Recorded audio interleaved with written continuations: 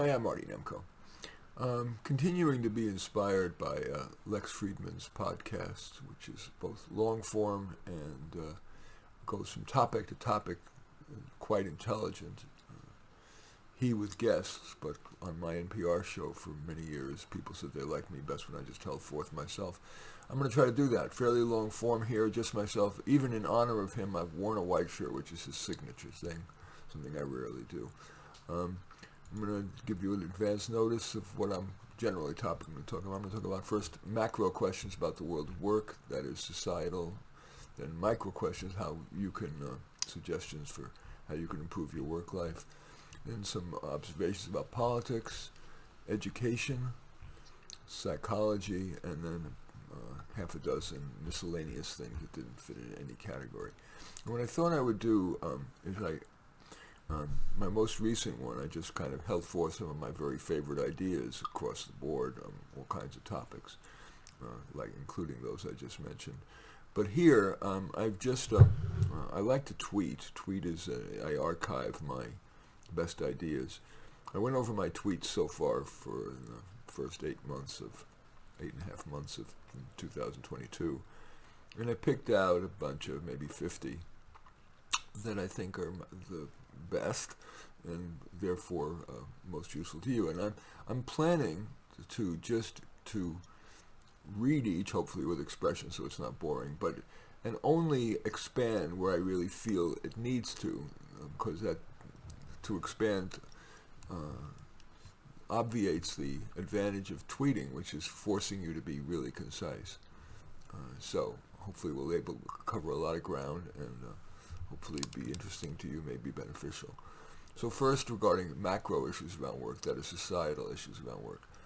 My first tweet was, how shallow that we give such a break to the pretty people. Yeah, it's a larger manifestation of the veneer we tend to, it's like if I tend to wear a t-shirt. And I like to, I do it because I just hate to be judged by veneer, but I can't. That's why we have a $1 zillion fashion industry. And people dress and wear makeup and jewelry to create a certain impression, drive certain cars. So today, though, as I said, in honor of Lex Friedman, I'm wearing this white shirt. Okay, next. A new OnePoll, that's the name of an organization, survey found that 37% of the 2,000 Americans polled plan to call in sick or skip work to watch March Madness. That's the college basketball championships. 46% say they'll be much less productive when March Madness is on. And we wonder why employers hire as few people and automate as much as possible. I should add, in my previous podcast, this is so relevant to this, a Gallup poll found that more than 50% of people are quiet quitting. And a UK poll of a year ago said that of 1,989 workers who were claimed to be full-time workers, on average they actually worked only 2 hours and 27 minutes a day, which was down from around 250 just a couple of years earlier. And we're talking about spending time at work, making food, calling friends, checking email, reading political websites, all that kind of stuff. The next, and of course that I lament that enormously, because I so value that the meaning of life is in making as many of your heartbeats as possible productive. Because I could masturbate all day, I could eat all day, I could stare into space and meditate all day.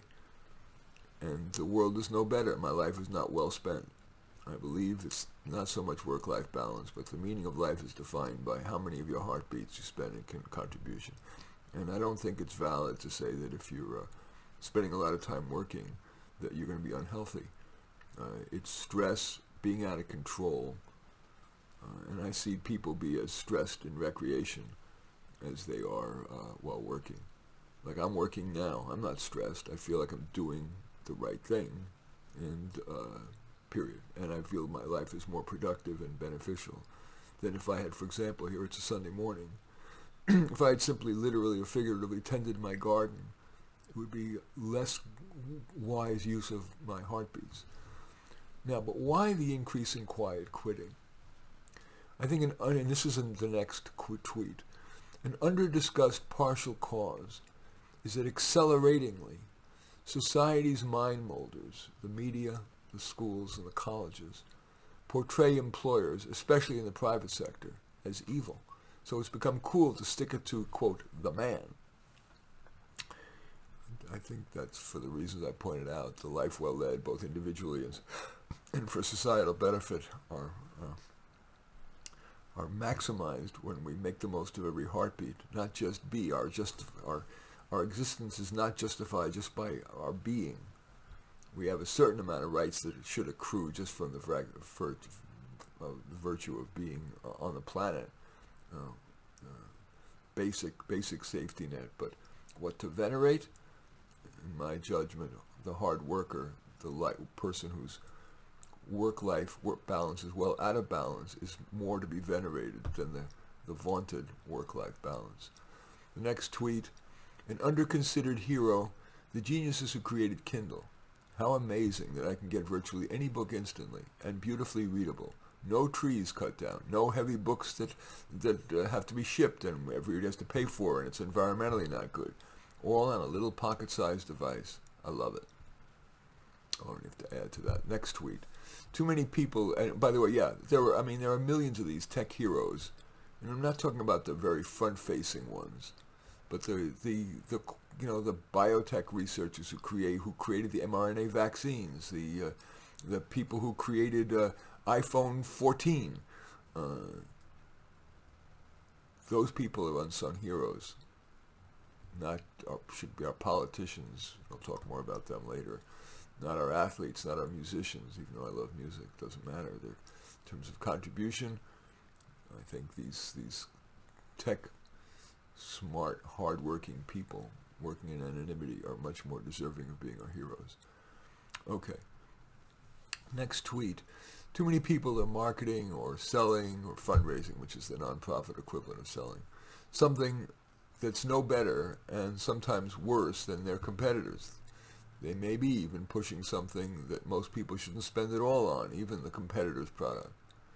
Are there not better uses of one's work life? I'll let that sit unadorned. Sure, you can, next tweet, sure, you can be better liked if you prioritize relationships, but is that the only defensible currency? People who prioritize contribution over relationships probably make a bigger difference to their sphere of influence. Should that not be just tolerated, but venerated? Next tweet. What they don't teach in nonprofit management programs. This came from a client.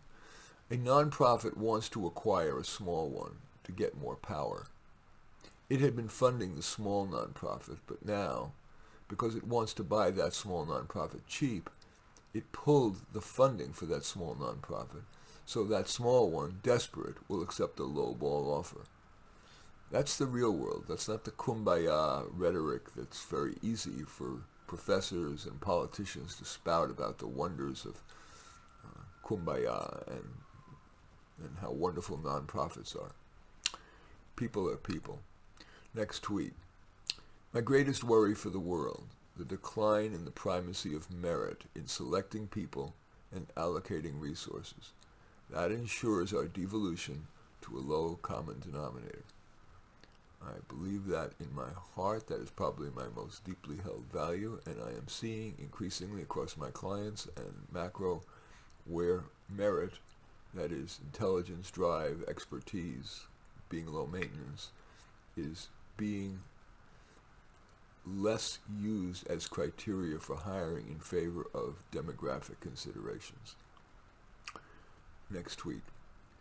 And these next two are both related to merit as well, because it's so central to what I believe. We've come to a point where the word merit has become tainted. I thought that was over after the Dark Ages. I was wrong. Next tweet. Historians will note that America's decline and fall was caused heavily by the replacement of merit with other considerations in hiring and allocating resources. All right, now let's turn to the micro aspects of work, that is, aspects of work that could help you with your individual work life. Here's the first tweet in that category. Keep a nugget file of every good idea. For example, the client who just left, I wrote that a few months ago, but a client a couple months ago, is a landscape architect. He complained that he lacks creative ideas. He appreciated my suggestion that he Google the words landscape designs, and in a words processing file, so it's very simple, copy and paste his favorites. That enables him to get a lot of creative ideas. Keep a nugget file whenever whenever you come up with a good idea, write down the nugget. I use my Twitter for that, to archive ideas. Not all those that aren't relevant to you, but those that would be relevant to you. Next tweet. Too many, quote, strategic planning meetings aren't worth the time. A lot of people spend a lot of time, and the results are the obvious or platitudes that don't get implemented. I feel that way about meetings in general. So many dog and pony shows by people trying to advance their careers, and that also is true of government. I watch C-SPAN a fair amount, and I'm amazed at how much of it is just selling dog and pony show BS to try to get money from the government. I'm talking about the people who come to testify before Congress. Next tweet, key to job satisfaction, that much of the work is of moderate difficulty. If it's too difficult, gain skill so it is moderate, or more often, probably just ask for help. If some of the work is easy, that's okay, we all need breaks. But if too much is easy, could you take on a challenge? Next tweet. Transactional relationships get a bad rap.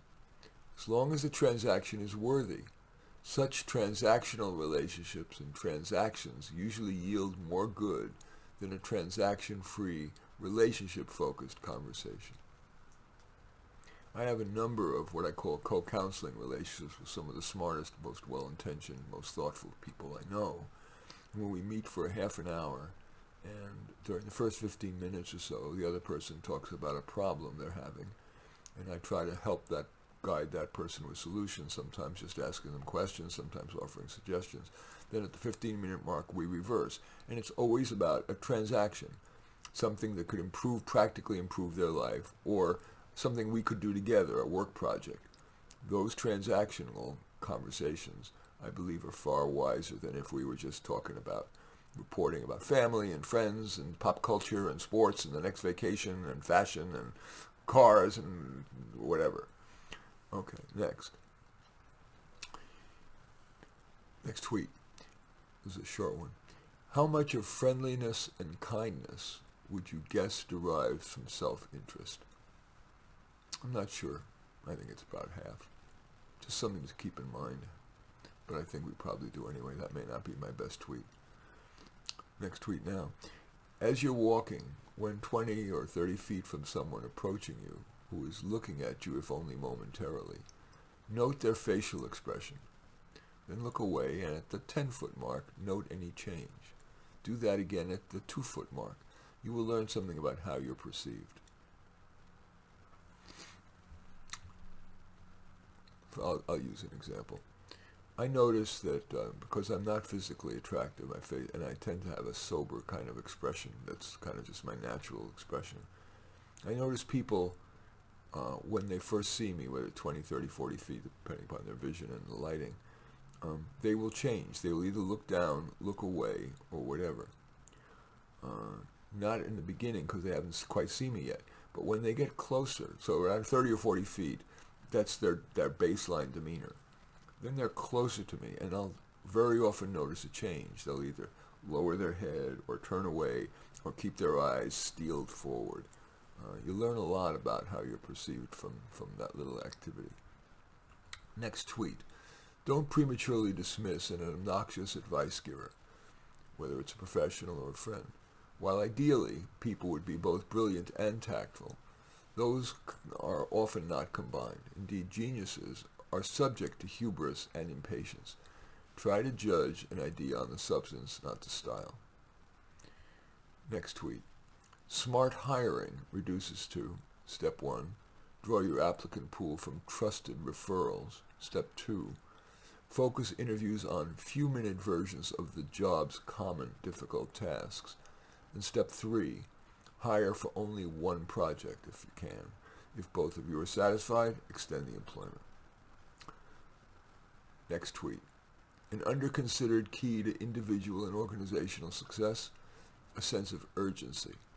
Too often a person's or organization's plodding cadence restrains progress and satisfaction with life. Sense of urgency. Next tweet. I surprise myself. Every time I think I've finished polishing something that I've written, I read it one more time to be sure it's perfect and almost always find things to change. So I try to follow this rule. It's not done until I've read it through without making one change. Next tweet. In a meeting, professional or personal, before you launch into what's on your mind, it's usually wise to let the other person do that. That tends to free his or her mind to listen to and be open to you. Next tweet. Before an important conversation or meeting, take an extra few minutes to think about what, specifically, you would like to be the outcome, and a difficult question or statement you'll likely have to address. The moment before the meeting, take 3 deep breaths. Next tweet. Especially when dealing with a difficult person, do try to get a solution to come from him or her. If none is forthcoming, gently offer one, asking if it might work. If there's resistance or arguing, generally let it go. That's what I call selective disengagement. Works with my wife. Next tweet. It is so tough being an MD. I have many MD clients. Apart from the paperwork, non-compliant or know-it-all patients, and Medicare and insurance company runarounds, there's the frustration of the limits to what can be done with serious diseases, cancer, diabetes, heart failure, arthritis, and even in diagnosis. In the final tweet in this section, that is the micro aspects of work, even if your efforts continue to be ignored, keep at it, perhaps changing what or how you do it. Maybe someone will notice, even be impressed. Maybe not, but do it anyway. I feel that is very much true of my tweets and podcasts. I don't get a lot of attention, but I believe they're worthy, and I will keep doing them as long as I can. In any event, I'm going to take a brief break so my announcer can do her thing if you are indeed listening to this on a podcast rather than watching it on YouTube. I hope you'll stay with me for just a moment or two. I will be back. There are no commercials.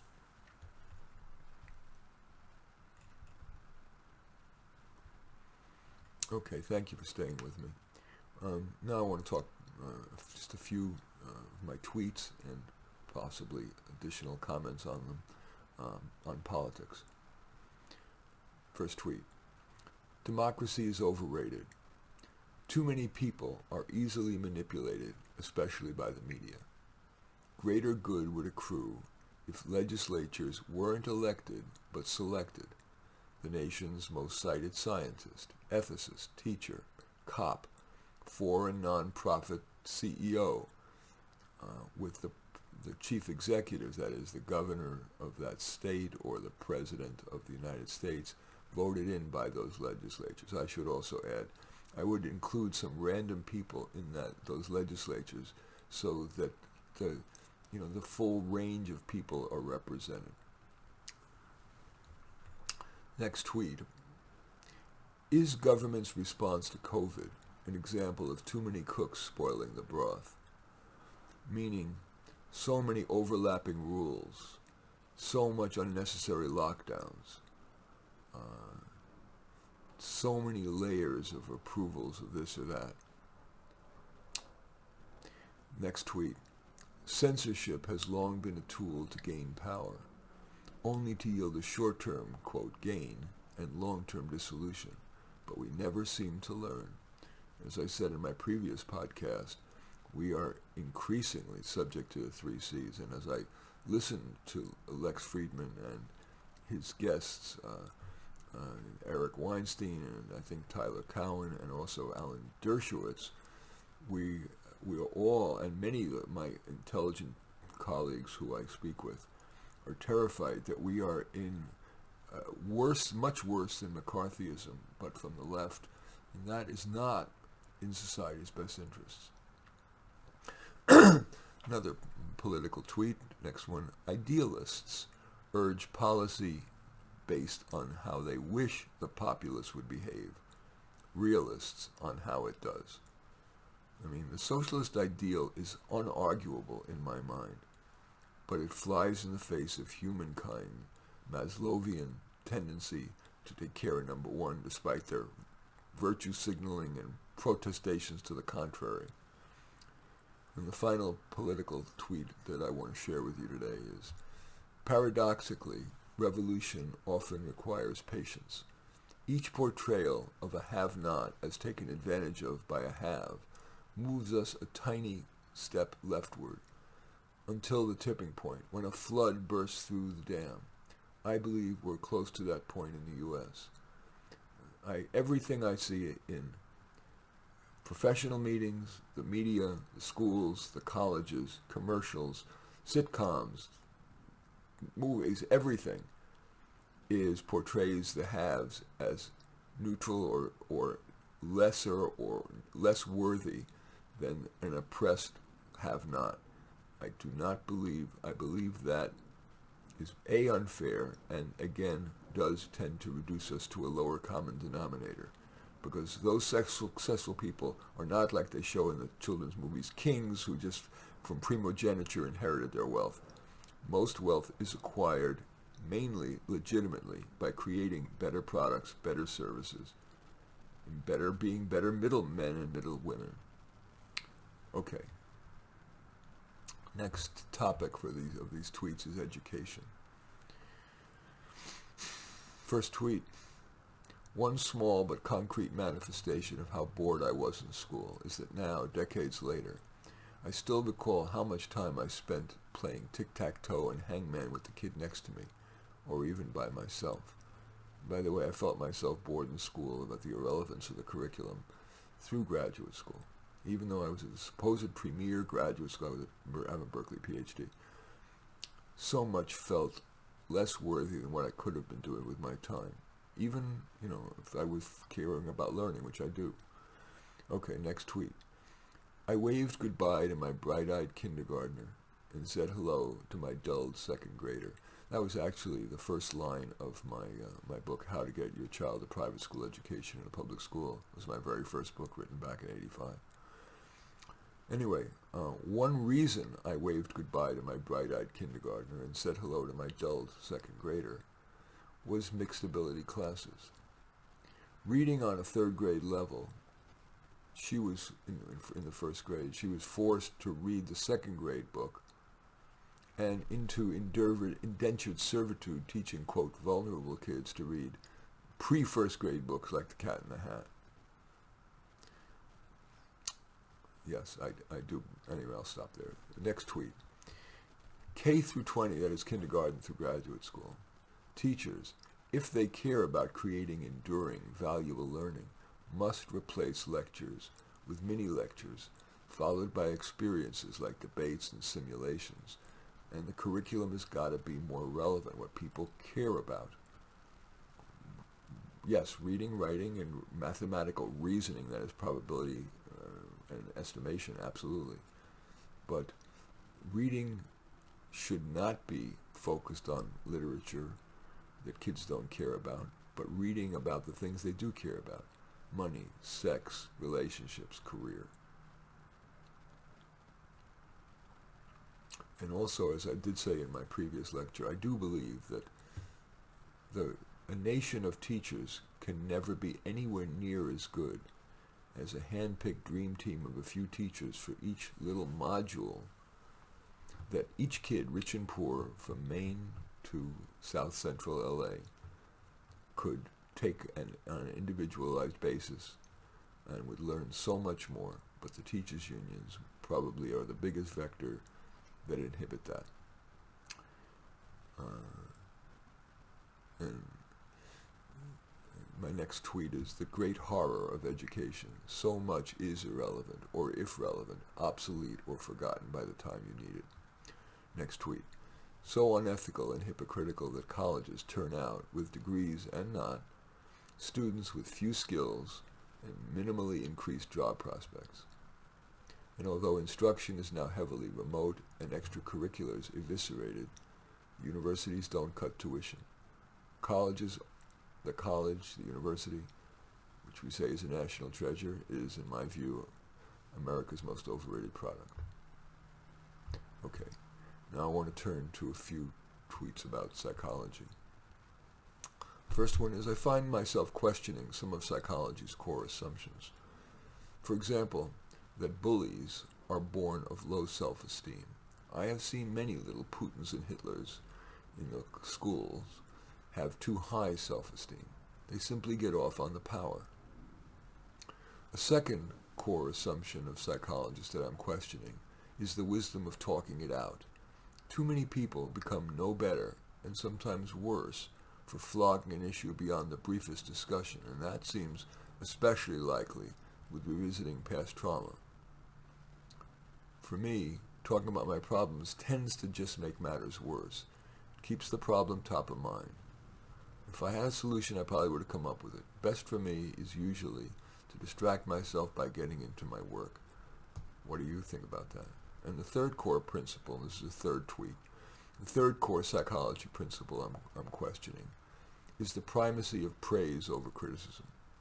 Too often praise yields complacency and stasis, whereas powerful deserved criticism and threat of punishment, not corporal punishment, but for example financial, is more likely to yield improvement. And the final psychology-related tweet that I want to share with you today is that music can have the inexplicable ability to make work at least somewhat more like play.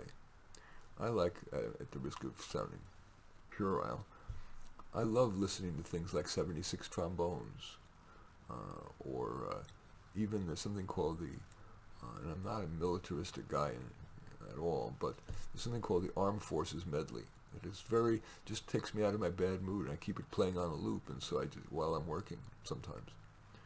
Okay, the final section of just a few tweets that I want to share with you don't fit in any of the previous categories. They're miscellany. The first one is this. At a given moment, I may feel that everything matters, yet minute later, I feel that little matters. I wonder if you feel that way too. Next tweet.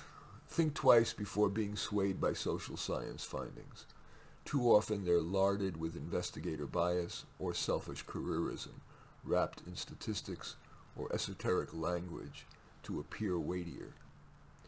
Think of social science research as potentially an ersatz beef Wellington, cheap meat wrapped in puff pastry.